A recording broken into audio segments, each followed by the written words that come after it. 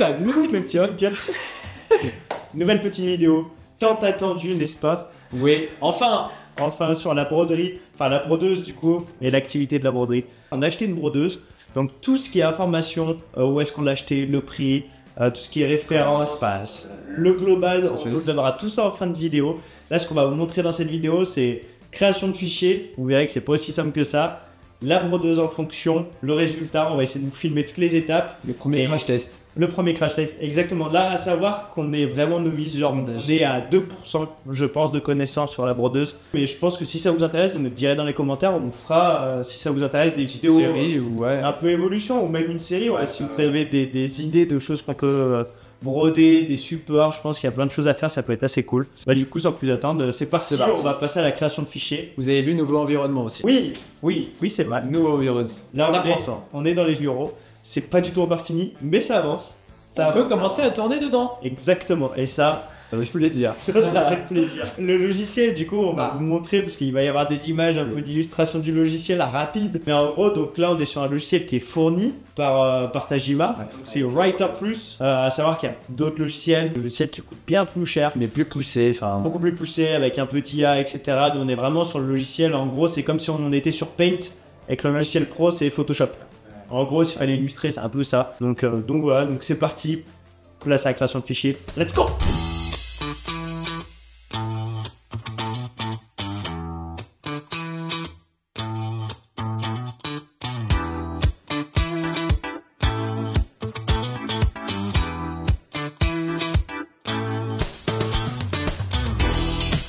Du coup, vous êtes dans l'antre de la brodeuse, n'est-ce pas? Regardez-moi ce petit bijou. Ce bijou de technologie. Donc là, à quoi est-ce que ça va servir tout ça?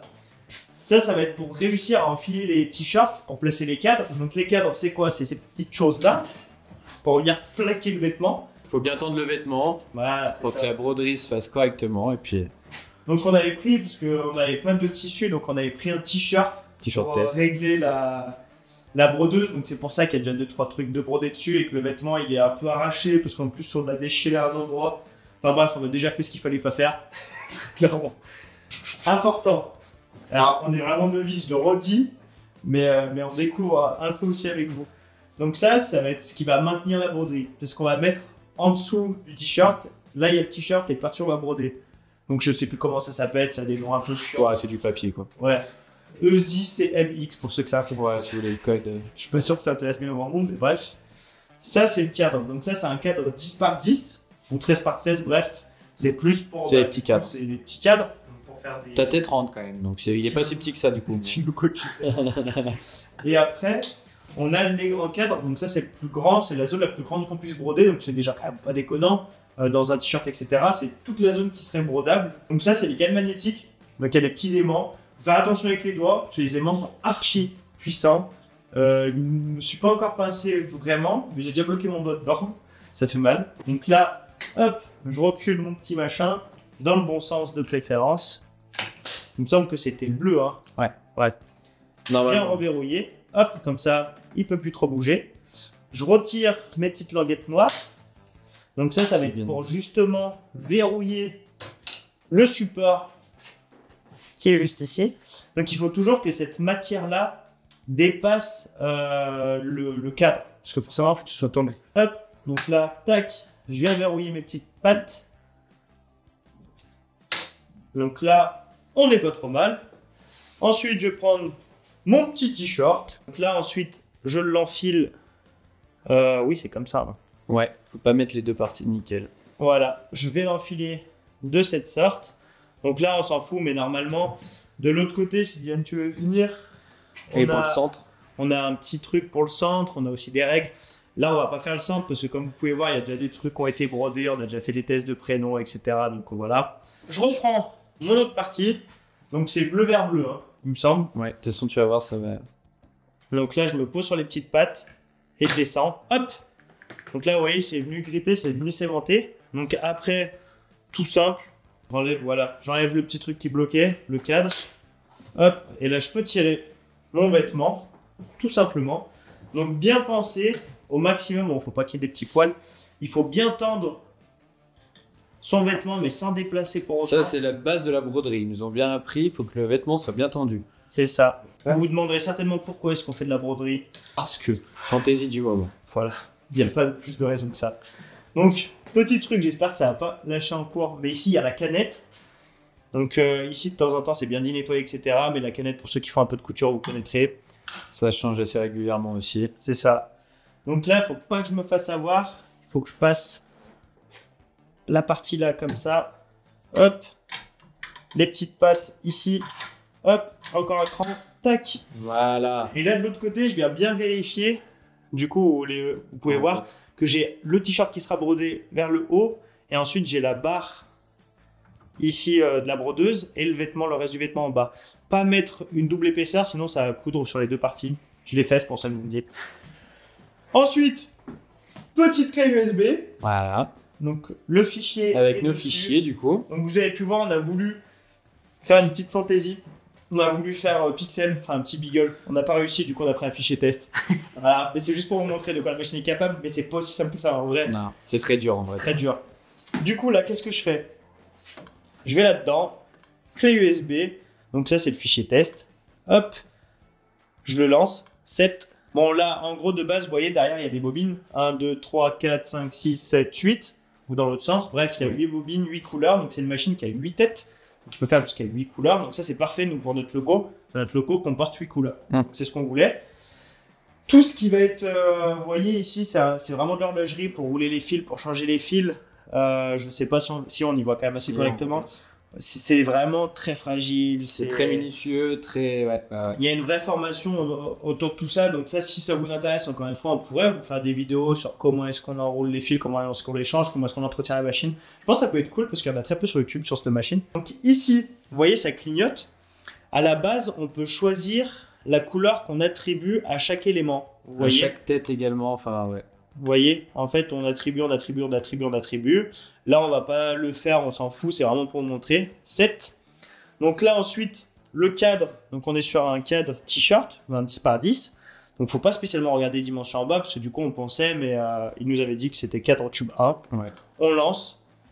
Donc là, je peux me placer au centre, Là, ils sont en déplaçant légèrement la machine. Tac. Donc là, je veux commencer au centre du vêtement. Oui, c'est bon. 7. Le tracé est exécuté. Donc là, on n'a pas le choix. Le tracé, c'est quoi? Donc Dylan, il va vous filmer. Vous voyez le petit pointeur rouge, c'est la zone qui va être brodée. Il faut toujours que le centre de la croix soit dans le cadre.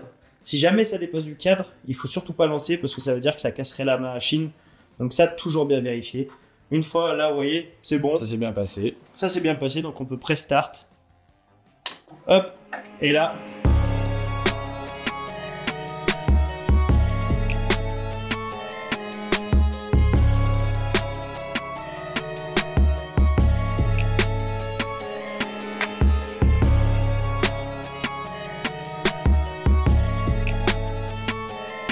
Du coup, ça y est, c'est fini. Vous avez pu avoir des petits jolis plans, etc.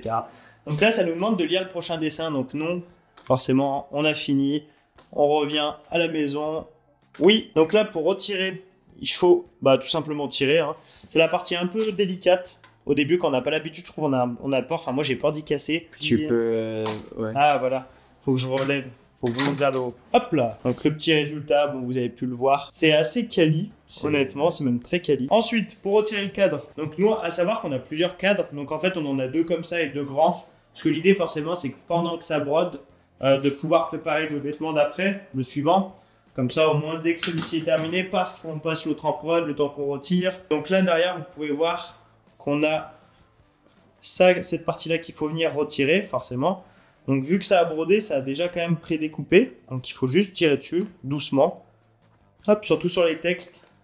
Hop, on enlève les petits morceaux résidus. Il n'y a pas besoin de s'embêter à enlever dans les hauts, etc. Ça partira en machine ou quoi. Donc vous pourrez faire attention, si vous avez des vêtements brodés, vous avez toujours cette petite matière qui permet de maintenir. Et du coup, ça c'est le devant de la broderie. Magnifique. N'est-ce pas? Et n'hésitez pas à vous abonner. Hein. Il n'est pas là pour rien, le abonnez-vous. N'hésitez pas à nous dire dans les commentaires ce que vous en pensez de tout ça. Mais nous, on est assez contents, franchement, de la machine. Donc, c'est pas compliqué. Donc là, à côté, vous voyez, c'est tout ce qui va être... Les nuanciers. Les nuanciers, merci. Donc là, pour vous montrer à quoi ça ressemble. Ça, pour moi, c'est essentiel. Donc là, on a commandé tous les rouleaux qu'il nous faut pour nos logos, parce que à la base, l'usage de cette machine, c'est d'abord pour nous, pour les logos CBoStar, CBD, Cosmos, le bar, 4 ballons, etc. Et après, je pense qu'une fois qu'on sera vraiment à l'aise sur nous, à manipuler avec Dylan, c'est à ce moment-là, peut-être qu'on fera, enfin, c'est même sûr, qu'on fera sur demande, enfin on verra. Ouais, des vêtements pour d'autres boîtes, etc. Vous voyez, pour vous montrer un nuancier, ça ressemble à ça. Donc il y a tous les fils proposés. À savoir qu'il va y avoir vraiment plein de sortes de fils. Il y a du métallique, il y a du classique. J'ai essayé de vous montrer un métallique pour vous montrer. En fait, c'est presque infini. C'est ça, moi, qui m'a attiré dans la brodeuse. C'est qu'il y a des fils fluorescents. Vous voyez, on peut vraiment faire des logos. Je sais pas si on y verra bien la cam, si ça se voit un petit peu quand même. On a des fils qui sont métalliques, il y en a vraiment plein. Il y a plein de couleurs. Donc en fait, c'est très poussé. Hein. C'est ça, c'est que le logo CBoStar, par exemple, si je parle de mon logo, on peut le faire en classique, on peut le faire en brillant, en fluorescent, enfin, tout en respectant la charte graphique avec les codes couleurs, c'est important. On peut aussi créer directement du texte, si on ne va pas passer par le logiciel, s'il faut juste marquer abonnez-vous. Encore une fois, c'est voilà, c'est plus marqué abonnez-vous. On peut juste l'écrire ici, lancer la prod. Enfin, c'est assez simple le texte en réalité. Les logos, c'est un peu plus complexe, faut un peu plus le travailler, etc. Mais voilà. Et après, on va passer directement à l'outro. Hein. Je vais arrêter de vous parler comme ça. J'ai besoin de mon petit Dylan. Du coup, pour vous montrer quand même à quoi on peut le montrer, parce qu'on l'avait déjà fait. C'est pas nous qui l'avons fait, on l'avait fait faire sous-traité. Mais vous voyez à quoi ressemble le logo CBoStar brodé. Il y a vraiment des détails. C'est hyper quali. Du coup, Dylan, petite interrogation surprise. Comment s'appelle la machine, s'il te plaît? La Tajima. Le modèle, ça c'est la marque. C'est la... Il a suivi les formations. Non, mais on l'a dit 50 fois en plus. La SAI. La SAI, oui, la SAI. SAI, S-A-I. Et... Donc Tajima, c'est les leaders aujourd'hui mondial, parlant, sur la partie broderie. Donc ils ont aussi de très grosses machines industrielles. Si vous êtes curieux, allez voir sur leur site ou sur la page YouTube. C'est assez infini. Cette vidéo, on vous la tourne assez rapidement, comme on disait. On a vraiment fait les formations il y a 2 jours, que ce soit le logiciel et sur la machine. Donc c'est vraiment très très frais, on est loin de connaître le sujet duquel on vous parle. On avait fait une story, on a eu plein de messages en DM. C'est quoi? C'est pour faire quoi? Machin. Donc on s'est dit, allez, on fait la vidéo un peu à froid comme ça, sans avoir trop de compétences. Mais n'hésitez pas à nous dire en commentaire, encore une fois, si ça vous intéresserait de voir des évolutions sur la machine, la configuration. Combien la machine a coûté, pour ceux que ça intéresserait? Alors, elle a coûté 12 000 € environ. TTC ou hors taxe? TTC. Ouais. Parce que après il y a plusieurs modules, il y a des offres, et je sais que tu en as bénéficié. Donc oui, tu pourras rentrer dans les détails. Mais j'ai gratté 9 salons. Le C-Print, si jamais vous voulez aller voir les machines SAI aussi. Le C-Print, c'est en février, c'est début février, j'ai plus les dates, mais c'est dans le 4, 5, 6 par là. Après là, le prix qu'on vous donne, c'est avec les cadres. C'est sans la table, parce que la table, il pourrait fournir une table et c'est 780 € hors taxe. C'est pour ça que moi je l'ai pas pris. C'est d'aller à Conforama. Voilà, on ira à but comme faut, on achètera une grande table. Après, libre à vous de faire ce que vous voulez. Après, au niveau réassort, comme on vous a dit, on a 1 million de bobines. Il y a pas mal de matières, par exemple, ce qu'on va mettre au dos, c'est un consommable quand même à chaque logo. Donc ça en bouffe pas mal. La canette est un consommable aussi, donc on peut soit les faire nous-mêmes. Pour l'instant, on n'en est pas encore là, qu'on achète un tensiomètre, etc. Mais l'idée à terme, c'est de les faire nous-mêmes. En fait, entre 10 et 12 000 €, c'est la base. Voilà, c'est ça. Et après, tout est modulable avec les options qu'on prend, c'est ça. l'outillage qu'on prend, entre guillemets. Et c'est que les couleurs classiques, de base, etc. Après, là, les couleurs qu'on vous a montrées, c'est les couleurs qui sont fournies avec, c'est pas nous qui les avons choisies. C'est un peu pour tester, ils nous fournissent dans le packaging. On le paye, hein, mais... Tous les produits d'entretien sont à payer. Enfin, c'est vraiment la base. Là, on a vraiment que des échantillons, des petites quantités de choses pour essayer, pour manipuler. Après, il y a de l'huile. Là, par exemple, vous voyez, il y a eu 10 000 points, à 9 700 points. La machine peut aller jusqu'à 800 points minutes. Là, on est à 600. Ça évite les trop fortes vibrations du temps qu'on n'a pas la grosse table. Tous les 70 000 points, il faut mettre de l'huile. Tous les 25, 30 000, on ne sait plus exactement, mais il y a la canette à changer. Il peut y avoir des coups, des pannes. Si la machine a plein de capteurs, si le fil, par exemple, reste accroché, boum, ça s'arrête. Donc ça, c'est souvent fait dans la canette échangée. Si le fil se coupe mal, si le fil casse, si une aiguille casse dans le pire des cas, enfin, il y a plein de capteurs. Il peut y avoir plein de problèmes. Donc c'est pas quelque chose de simple. Non, mais il faut pas croire qu'une fois qu'elle est mise en place, c'est bon, on est tranquille, on fait ce qu'on veut. C'est ça du tout. Une fois qu'on s'y prête au jeu, c'est quand même assez intéressant. On peut tout faire en fait en termes de personnalisation, c'est ça qui est cool. Et la broderie, par rapport à du flocage, c'est quand même un peu plus quali. Il y a quelque chose de... Ça se tient dans le temps. Ça tient dans le temps. Et puis C'est beau. ouais, c'est beau, c'est la quali, quoi. En termes de prix, je pense qu'on vous a un peu tout dit. Après, les formations sont comprises, bien entendu, dans le prix. Donc, il y a une formation machine, une formation logicielle. Tajima reste assez ouvert et accessible. Ouais. Si après cours, vous avez des questions, etc., ça, c'est assez cool. Et puis voilà, je pense qu'on a fait le tour. N'hésitez pas, encore une fois, si vous avez des questions. Ce sera avec plaisir. Sur ce, c'était une petite vidéo, réponse aux DM, etc. N'hésitez pas à nous suivre sur les réseaux. Comme d'habitude. Parce que c'est le genre de choses, du coup, qu'on met en story. Petit teaser, ce week-end, séminaire c'est poster, on vous en dit pas plus, vous allez bien rigoler. Exactement. Sur ce, bye.